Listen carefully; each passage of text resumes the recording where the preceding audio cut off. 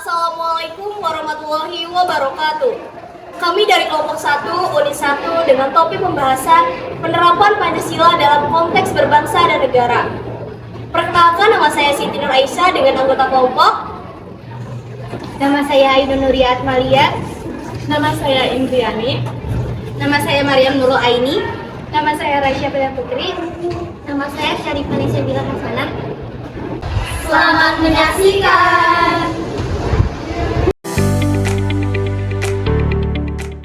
Video ini dibuat untuk menyelesaikan tugas dalam mata pelajaran Pendidikan Pancasila dengan guru mata pelajaran Ibu Nina Marliana SPD. Kami dari kelompok 1 terdiri dari 6 anggota yang masing-masing bekerja sama dalam memenuhi tugas dengan judul Penerapan Pancasila dalam konteks berbangsa dan bernegara. Dalam presentasi kali ini, kami akan membahas 5 sila dalam Pancasila. Sila pertama, ketuhanan yang Maha Esa. Sila kedua, kemanusiaan yang adil dan beradab. Sila ketiga, persatuan Indonesia. Sila keempat, kerakyatan yang dipimpin oleh hikmat kebijaksanaan dalam permusyawaratan perwakilan. Dan sila kelima, keadilan sosial bagi seluruh rakyat Indonesia. Sila pertama yaitu ketuhanan yang Maha Esa dengan simbol bintang.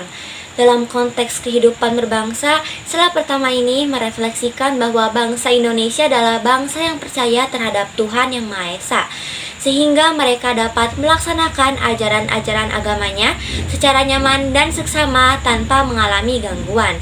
Namun faktanya, tidak semua masyarakat Indonesia yang berketuhanan ini dapat melaksanakan ajaran dan tata cara keagamaan dengan nyaman dan seksama.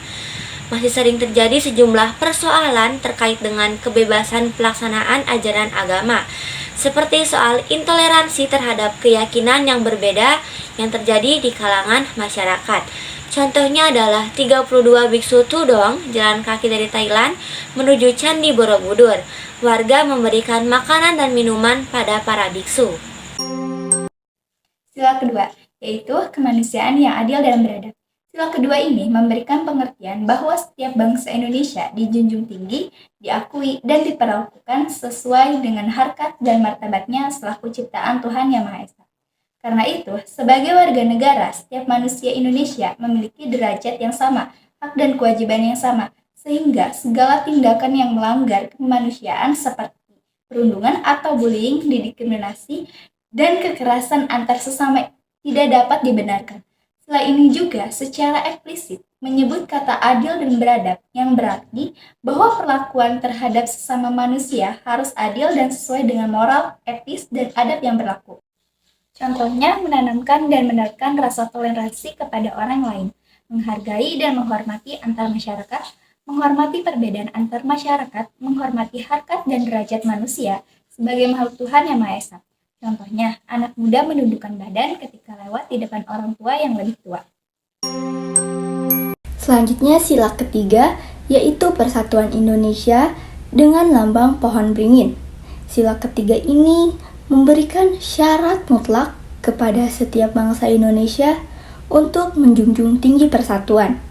Persatuan di sini bukan bermakna terjadinya penyeragaman dari keragaman yang ada, namun melalui sila ini, setiap bangsa Indonesia yang beragam diminta untuk bersatu padu, kompak, tanpa perpecahan untuk bersama-sama memajukan bangsa dan negara Indonesia.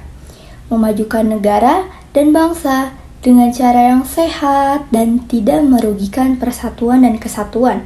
Contohnya seperti mencintai dan mengkonsumsi produk dalam negeri. Sila keempat, kerakyatan yang dipimpin oleh hikmat kebijaksanaan dalam permusyawaratan perwakilan dengan lambang kepala banteng. Dalam konteks berbangsa, sila ini menegaskan bahwa segala keputusan di lingkungan masyarakat harus dilakukan dengan penuh hikmat kebijaksanaan melalui mekanisme musyawarah.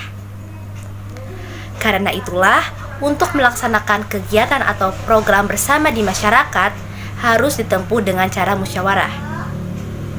Prinsip musyawarah ini menyadarkan kita bahwa setiap bangsa Indonesia memiliki hak, kedudukan, dan kewajiban yang setara. Dengan demikian, tidak boleh ada seseorang atau kelompok yang merasa paling berhak dan paling benar. Contohnya, rapat paripurna DPR RI, di mana suatu keputusan diambil melalui musyawarah.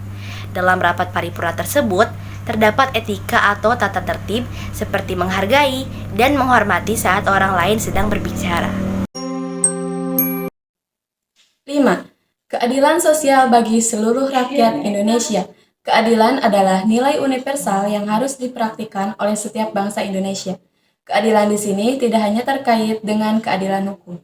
Dalam konteks kehidupan berbangsa, keadilan dapat bermakna bahwa setiap bangsa Indonesia berada dalam posisi yang setara, baik terkait dalam harkat, martabat, hak, dan kewajibannya. Karena itu, merendahkan orang lain karena misalnya status sosial, jenis kelamin, agama, atau budaya adalah bentuk dari ketidakadilan. Untuk bersikap adil harus dimulai dari cara berpikir yang adil. Contohnya yakni pemenuhan hak rakyat Indonesia dalam meningkatkan kualitas hidup yang dibangun melalui jaminan sosial, yaitu program JKN dan KIS. Baik, selanjutnya kesimpulan yang akan disampaikan oleh saya sendiri. Dapat disimpulkan bahwa penerapan Pancasila dalam konteks kehidupan berbangsa adalah upaya yang harus dilakukan untuk mengimplementasikan nilai-nilai Pancasila dalam bermasyarakat, sesuai dengan tujuan dan cita-cita Pancasila. Satu di antaranya yaitu menciptakan harmonisasi dalam kehidupan berbangsa dan bernegara. Sekian video presentasi dari kami. Terima kasih telah menyaksikan dan mohon maaf bila ada kesalahan dalam berita. Untuk kata, kami ucapkan terima kasih. Wassalamualaikum warahmatullahi wabarakatuh.